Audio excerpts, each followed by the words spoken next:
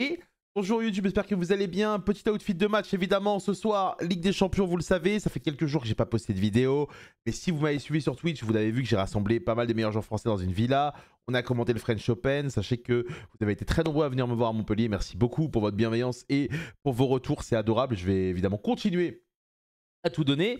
Et aujourd'hui, on part sur une vidéo intéressante puisque ça va être une vidéo sur les Mitsurugi. Hier, Konami a annoncé en exclusivité les cartes qui vont renforcer cet archétype dans la prochaine extension Alliance Inside. Donc, Alliance.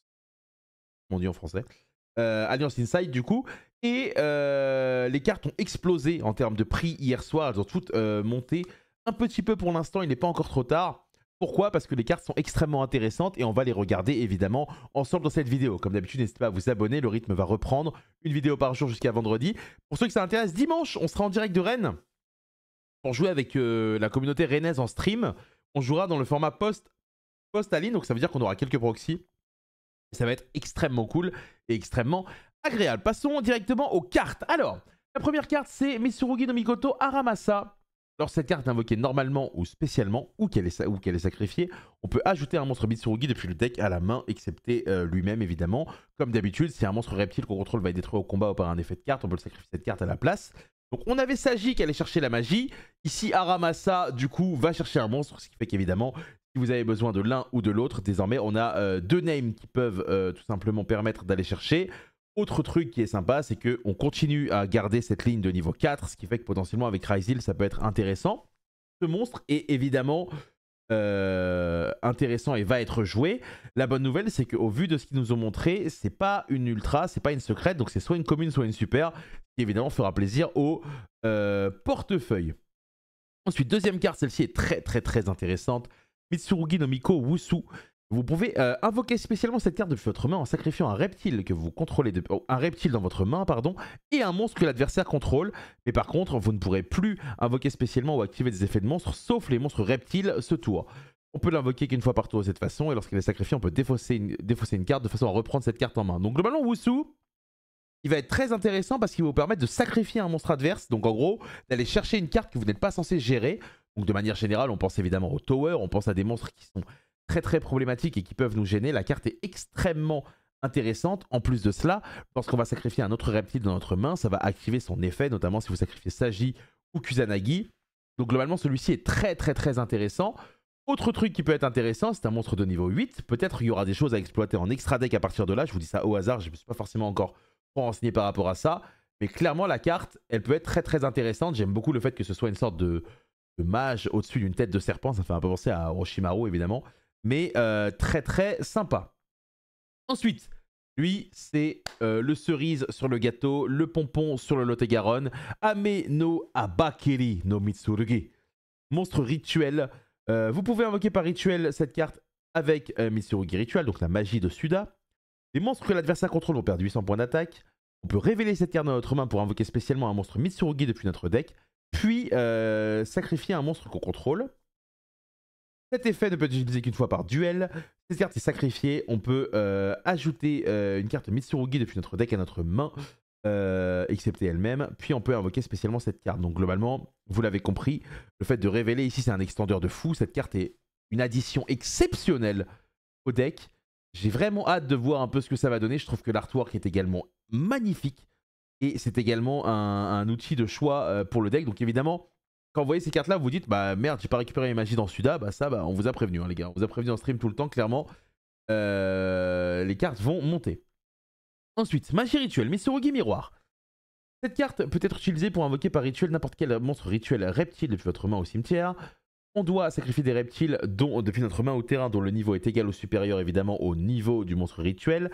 Si jamais Murakumo, Futsu ou Abakiri est sacrifié lorsqu'on le contrôle, alors que cette carte est dans le cimetière, on peut directement la mélanger dans le deck. Alors celle-ci, je ne sais pas si elle va être jouée, peut-être, ça m'étonnerait, mais ça reste une alternative potentiellement pour refaire des rituels dans le cas où évidemment on a envie d'en faire plusieurs dans le tour, puisqu'on rappelle, rituel Mitsurugi, la classique, celle de Suda, on peut le faire une fois de la main et une fois du deck, globalement.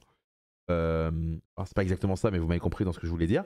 Donc à voir, peut-être que ce sera évidemment utilisé. Ensuite, Mitsurugi Magatama, magie rapide qui me fait penser évidemment au Musakani Magatama qui était mythique dans le deck Six Samurai de 2011. Bon, peut-être que certains d'entre vous n'ont pas connu, mais sachez que moi, c'était une grosse époque de ma vie. Durant la main phase, active un de ses effets, on sacrifie un monstre reptile, puis on cible une carte face-up que l'adversaire contrôle, on la détruit. Ensuite, on invoque par rituel un monstre Mitsurugi depuis notre main en sacrifiant les monstres dont le niveau est égal ou supérieur évidemment à la rituel. Donc encore une fois une magie rapide qui peut être intéressante, qui peut permettre de jouer autour d'un perm plus péter une carte, donc potentiellement très très intéressante. Le deuxième effet également peut nous permettre de jouer si on n'a pas la magie rituelle en main. Je trouve que cette carte est très intéressante, beaucoup plus que celle d'avant. À voir évidemment si on va pouvoir l'utiliser ou pas. Quelque chose qui sera déterminé par la méta.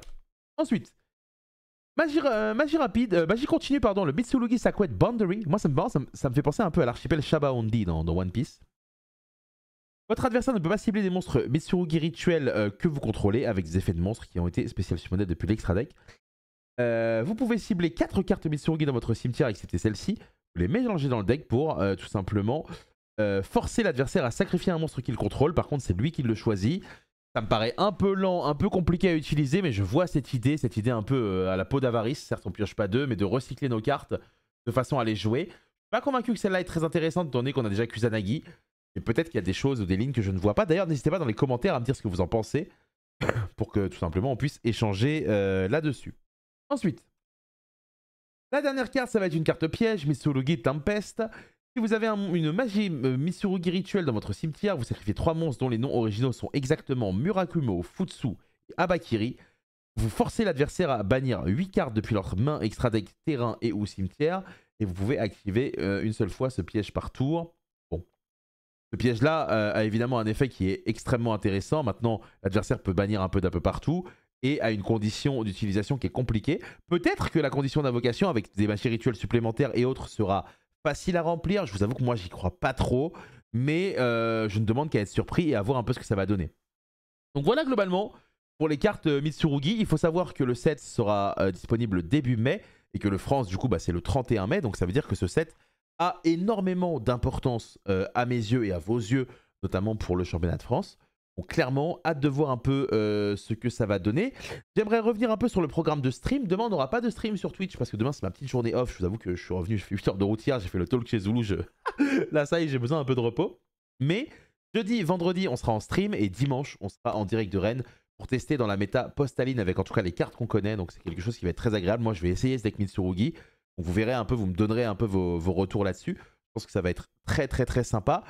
Encore une fois, énorme merci à tous ceux que j'ai vus sur Montpellier ce week-end, qui m'ont fait signer des cartes, qui m'ont pris des photos, qui m'ont fait des retours extrêmement motivants pour continuer à travailler, à essayer de faire en sorte que Yu-Gi-Oh! Continue d'évoluer dans le bon sens.